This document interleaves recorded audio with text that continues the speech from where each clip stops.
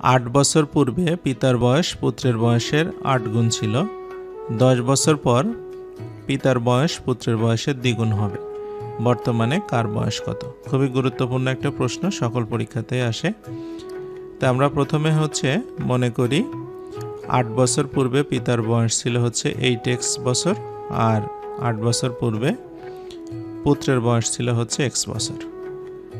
তো এখন আমরা যদি বর্তমানে আসি, তাহলে পিতার সাথেও আমাদের 8 বছর যোগ করতে হবে, পুত্রের সাথেও 8 বছর যোগ করতে হবে।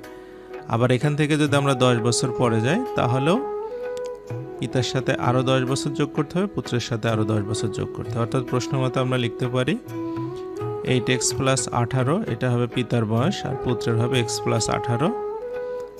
তে পিতারটা হবে পুত্রের দ্বিগুণ। তাহলে এখানে আমরা 8x + 18 কে পাশে নিয়ে গেলে 2x কে পাশে নিয়ে আসলে 8x - 2x আর 36 - 18, তাহলে 6x = 18, x এর মান 3।